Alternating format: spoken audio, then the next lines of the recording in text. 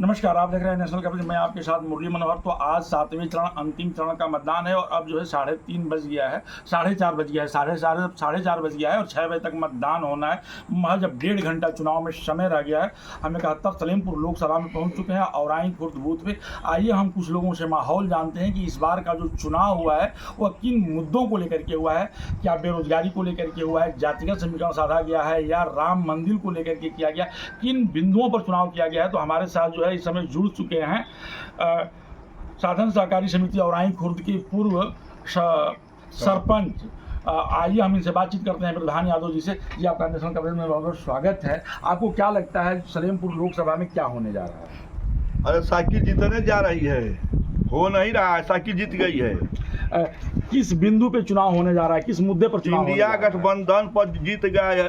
1 लाख रुपया मिली, 10 kilo ration मिली, 300 free मिली, पुरानी pension बहाल हुई एक पर। यानी जो है मोदी की झूठ पर ना वोट मिला था, मुद्दा को मिला था। यानी जो है जो केंद्र की सरकार है वो रिपीट नहीं हो रही है ना, फेल हो गई। बखा झूठ बोलना सा ना हो, जाके मंदिर में जाके पूजा कैले सा ना हो। सरकार जनता के काम चाहिए, लेकिन वो भी सरकार 5 किलो राशन देती है। 5 किलो उनका राशन थोड़े है, जनता का उठू टैक्स, जनता का टैक्स है। तो जो 10 किलो देने की बात हो रही है वो भी तो जनता का ही टैक्स है। 10 किलो किसान मिली हमने के, 10 किलो 10 किलो। आज 300 उठू फ्री मिली, बिजली 1 लाख रुपया मिली महिला के।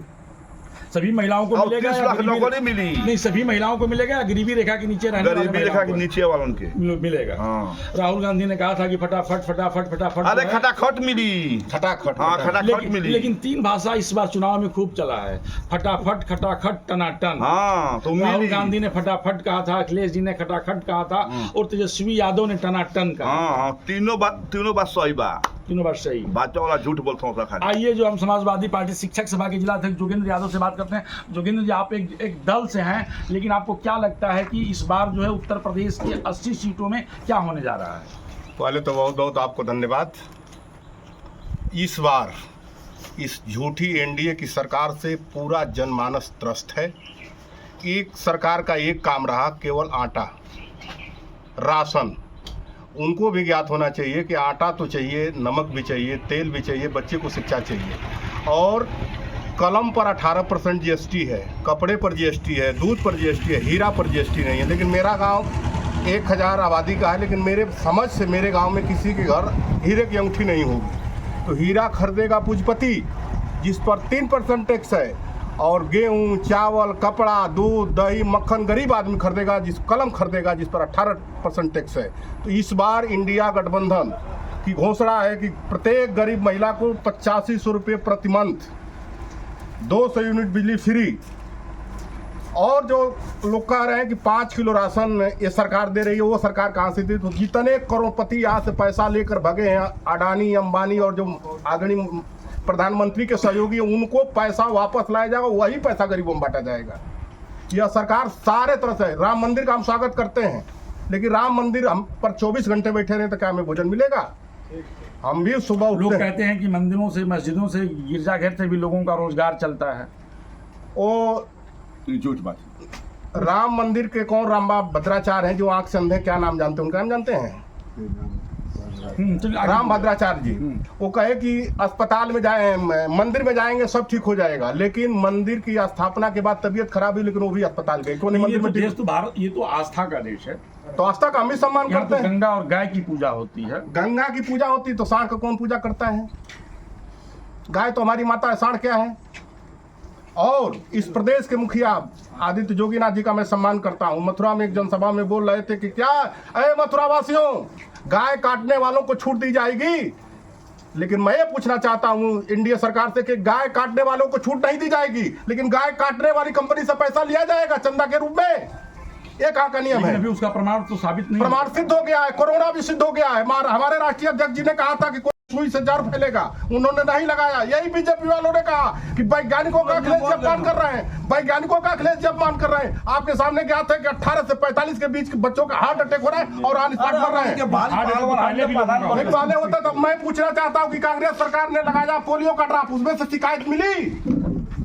और किसी भी वैक्सीन को बनाने में कम से कम 8 से 10 वर्ष समय लगता है। विदेश की कंपनी बुलाई गई और हिंदुस्तानियों के जेहान में जबरियन जहां प्रवेश कराया गया। और प्रधानमंत्री की क्या बात करेंगे? प्रधानमंत्री ने कहा कि मैं गैस वो क्या नाम है नाले से देखा तो गैस निकल रहा था। आपने कभी नाले से गैस देखा है? तो बहुत हुआ झूठ, बहुत हुआ झूठ, सब काम खत्म है। आप बताइए, सब काम खत्म है, कितना किसी को झूठा देंगे? पूरी जनता ने विश्वास किया, 14 में वोट दे दिया, 19 में विश्वास किया, दे दिया। इस बार भी कह रहे हैं कि मैं 5 साल तक राशन देता रहूंगा। अरे 5 साल राशन देंगे, गरीब को गरीबे बनाएंगे कि शिक्षा भी देंगे, नौकरी भी देंगे? 70 साल में ना शिक्षा मिली ना नौकरी मिला। क्या कौन किया है? कौन किया? रुके भाई, कौन किया है? कौन किया जरा बताइए। 70 साल में 70 साल में 13 साल भाजपा की भी सरकार रही है, भूल गए? और बोलते हैं कि बुजुर्गों का सम्मान नहीं करते हैं। लाल कृष्ण आडवाणी का कितना बड़ा सम्मान है, मुरली मनोहर जोशी का कितना बड़ा सम्मान है। आज चुनाव का समय में लाल कृष्ण आडवाणी और मुरली मनोहर जोशी भी चर्चा नहीं करना चाहता। मतदान इस बार जो हुआ है वो किस बिंदु, बहुत अच्छा हुआ साकिब पर। शिक्षा, चिकित्सा, नौकरी और रोजगार के ऊपर हुआ। हर व्यक्ति को रोजगार चाहिए। किसी परिवार में यदि रोजगार नहीं है तो लोग आत्महत्या करने के लिए मजबूर हो जाएंगे। संविधान बचाने के लिए उन्हीं का पत्रकार लल्लू सिंह बोल रहा है अयोध्या का कि 400 सीट पार होगी तो संविधान बदल देंगे। संविधान जिस दिन बदलेगा तो इस देश के नागरिकों ने अंग्रेजों को भेजा है। भाजपा कौन सी चीज है? मरता क्या न करता। मैं जान जाऊंगा कि संविधान नहीं रहेगा, मैं शहीद हो जाऊंगा। और उन्हीं की प्रत्याशी है कंगना रनौत, बोलती है कि 2014 में हमें आजादी मिली है। क्या 2014 में आजादी मिली है? चुनाव वीर अब्दुल हमीद पे बात करिए। नहीं, वीर अब्दुल हमीद देश के लिए शहीद नहीं हुए। वीर अब्दुल देश के लिए शहीद नहीं हुए। अशफाक खान शहीद नहीं हुए। भगत सिंह शहीद नहीं हुए।